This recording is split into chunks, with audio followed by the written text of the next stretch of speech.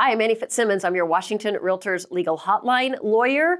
This is another video in our series regarding the revised agency law and good practices as you think about implementing the requirements of the revised agency law. I want to look today at Form 41C, the Buyer Brokerage Compensation Addendum. This is an addendum that you must incorporate within your business practices. You're not necessarily going to need this in every single transaction, but you have to understand the operation of the form so that you know when you need it. Form 41C is the form that you will use to negotiate sellers' payment of compensation to buyer broker anytime the compensation that buyer wants seller to pay is different than the amount of compensation seller has offered. In another episode, we're going to talk about how you use Form 41C to accomplish that goal. In this episode, I want to diagram for you Form 41C. I want to explain the terms, the provisions within Form 41C, and in another episode, we're going to talk about how you actually use Form 41C. So Form 41C has essentially 4 substantive paragraphs. The first 2 paragraphs are paragraphs that you will use when seller's offer of compensation is less than the compensation buyer owes to buyer broker, and buyer wants the seller to make up the difference.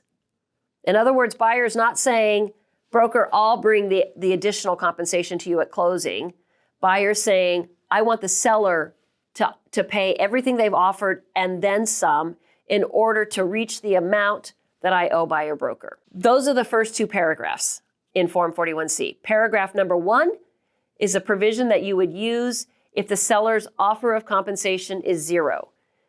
Seller may be a FSBO, seller may be listed in the MLS, but offering 0 compensation to buyer broker. In that paragraph, you as a buyer broker would identify the amount of compensation that buyer owes you. You would fill in the only blank that's in that space with the amount of compensation that buyer owes you, and then it would be attached to the purchase and sale agreement, forming a request for seller to pay that compensation at closing to the buyer broker on buyer's behalf. The second paragraph on Form 41C is a paragraph that would be used if the seller has made an offer of compensation, but not enough compensation in order to meet buyer's requirement based on buyer's agency agreement with buyer broker. Buyer owes buyer broker this amount, seller's only offered this amount. You use you use Form 41C, paragraph 2, to ask seller to bring the additional amount to closing for a total of, and then you announce the total amount of compensation that's owing to the buyer broker. So there's 2 spaces for you to fill in that second paragraph. The first space is the additional amount that you want seller to bring in addition to what they've already offered.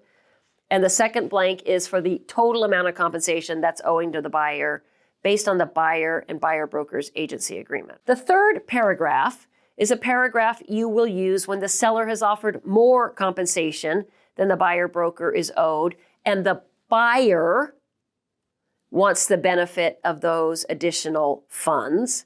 The fourth provision you will use when seller has offered more compensation than is owed to the buyer broker, and the buyer wants those funds to be credited back to the seller as part of buyer's offer in order to increase seller's proceeds to make buyer's offer more desirable to the seller. Okay, that's the structure of Form 41C. In another episode, we're going to talk about how you use that form to negotiate and document seller's obligation to pay buyer broker's compensation on buyer's behalf at closing. If you have questions on this issue or any other, ask me a question by visiting WARealtor.org. Thank you for being a Washington REALTORS member.